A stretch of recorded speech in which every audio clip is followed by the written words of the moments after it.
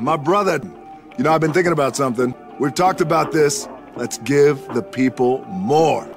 Oh, they're gonna f it up.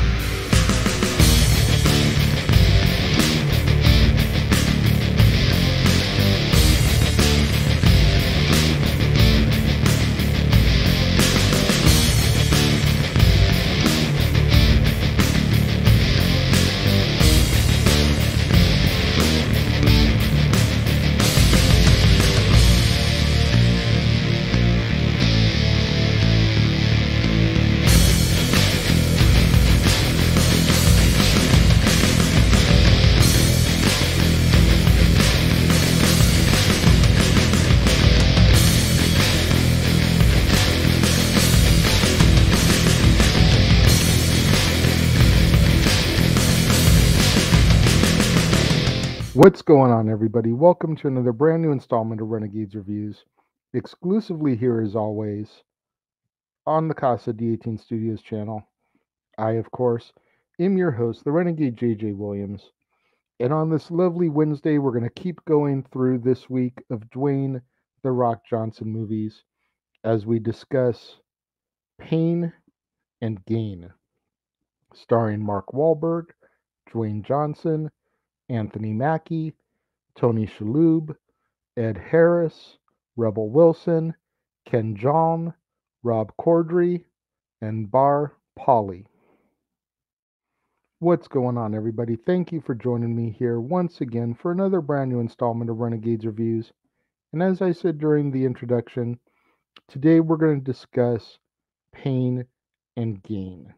Now, our movie opens in October of 1994.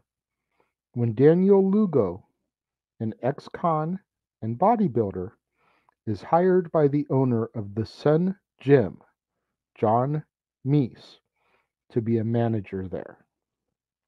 Now, under Lugo, the gym membership is increased by 300% within 6 weeks. While employed by the gym, Lugo befriends Adrian Doorball, a trainer and bodybuilder who has been rendered impotent from steroid abuse. When Lugo begins to train Victor Kershaw, a member of the Sun Gym, Daniel begins to become envious of Victor's lifestyle. And when Lugo goes to hear Johnny Woo, a motivational speaker, Daniel becomes inspired to be a doer, and he concocts a plan to extort Kershaw for his assets through kidnapping and torture. Lugo recruits Adrian, and he attempts to recruit Paul Doyle, another ex-con and born-again Christian who is struggling with drug use. Now, Paul is initially hesitant, but eventually he joins the team after being kicked out of his halfway house. The Sun Gym gang are finally able to kidnap Kershaw after several failed attempts, and they take him to a small warehouse. Now, although all three men are disguised, Kershaw is able to ID Lugo. Otherwise, the scheme goes perfectly as planned. Kershaw makes phone calls under duress and provides false explanations for his disappearance. He gets his family to move out of state and even signs documents that transfer his assets to Lugo. John Meese is even bribed to notarize documents in Kershaw's absence. The gang is able to collect Kershaw's money and assets, but they realize that releasing him would be a bad idea. So Lugo concocts a plan to kill Kershaw by forcing him to drink liqueur and then crash his BMW, making it look like a drunk driving accident. However, Kershaw survives the crash, so they decide to burn the car with him in it. But Kershaw is able to escape the blazing vehicle. So then Lugo has Paul run over his body twice, and they leave him to die. But Kershaw still manages to survive and ends up being hospitalized. The gang members then begin to spoil themselves with Kershaw's riches. Lugo takes over Kershaw's car and home in the Miami suburbs.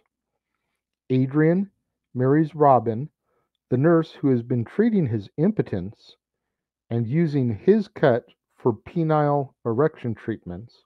And Paul abandons his restraints of religion and sobriety by blowing his money on cocaine and his new stripper girlfriend. Kershaw then reports what happened to the police, but they are turned off by his unpleasant manner, and they do not believe his bizarre story even when given Daniel Lugo's name, particularly because of Kershaw's blood alcohol level, as well as the fact that Kershaw is originally from a South American country which is known for drug trafficking. So Kershaw then contacts Ed Dubois III, a retired private investigator who at first declines to take his case, but he warns Kershaw to leave the hospital before the trio can return to kill him. Kershaw takes his advice and hides in a cheap motel. Dubois finally decides to take the case and tails the Sun Gym gang. He then visits the gym and meets Lugo, who becomes suspicious of him after Dubois mentions Kershaw by name. When Kershaw furiously calls Meese about his stolen money, Lugo star 69s the call and is able to identify the motel from which it originated from. And they head over to kill Kershaw. However, they arrive just too late, as Kershaw has just checked out and is hiding at an abandoned baseball stadium. When the gang then discover that Dubois is paying for Kershaw's room, they plan to kidnap Dubois as well as his family. The plan is abandoned, however, when the police drop off Dubois, and in order to evade arrest, Lugo and Adrian jump off of Dubois' deck and into the water. Dubois then gets a message from Kershaw. Meanwhile, Paul, who has wasted away all of his cut, decides to rob an armored car. However, dye packs planted in the money bag explode. He narrowly escapes the police, losing his toe in the process. Paul and Adrian, whose take was spent on treatments, his wedding to Robin, and a new home, tell Lugo that they need more money. So they decide to plan another kidnapping. They decide to target Frank Griga, the owner of a phone sex operation. And after a promising discussion at Griga's mansion, the gang invites him and his wife, Christina, to Adrian's place in order to propose an investment scheme. Once there, Griga asks to meet the business board before doing any investment, and he goes on to call Lugo an amateur, which angers him. Lugo and Griga engage in a physical fistfight, which ends when one of Adrian's weights falls on Griga's head, killing him instantly. Christina then tries to shoot Lugo, but Adrian injects her with a very potent horse tranquilizer. Lugo and Paul try to use the combination given to them from the very heavily sedated Christina in order to open a safe at her and Griga's home, but the combination doesn't work. And when Christina tries to escape, Adrian accidentally kills her with a second horse tranquilizer injection.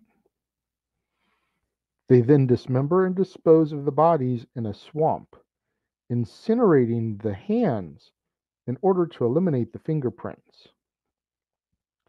Doyle, who's perturbed by the violence that he has committed, leaves the gang and returns to the priest's church. The police then learn of Griga and Christina's disappearances, and with the evidence from Dubois, they set a plan in motion in order to arrest the Sun Gym gang. The police bust Paul at the church, Adrian at home, and Mies at the Sun Gym, while Lugo manages to escape in Kershaw's speedboat. Deducing that Lugo is going after the bank account in the Nassau, Bahamas, the police rush to capture him by the bank. Lugo manages to escape once again, but this time it's Kershaw who runs him over, and Lugo is finally arrested. At the trial, Paul rolls over Adrian and Daniel by giving full confession, while Robin divorces Adrian the night before in order to testify against him. Ultimately, all four are convicted of their crimes. This was another very entertaining one. Now, I hadn't seen this one prior. Like, there's a lot of movies this month that I had never seen before, and that's part of why they were chosen to do this month, was so that I could experience some of these other Dwayne movies that I had yet to see. Pain and Gain is one that I had never seen before, and I regret the fact that I had never seen it before. I was thoroughly entertained by this film. For starters, okay, you've got Mark Wahlberg, who At 45, going on 46 years old, I've followed Mark Wahlberg's career since he was Marky Mark with the Funky Bunch, back in the early 90s, doing Good Vibrations and Wild Side on his debut album, Music for the People. Okay, that's how long I followed Mark Wahlberg's career. So there's that.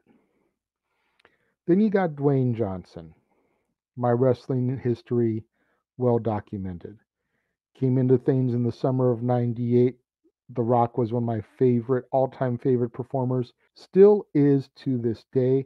Would definitely be in my top 5 of all time.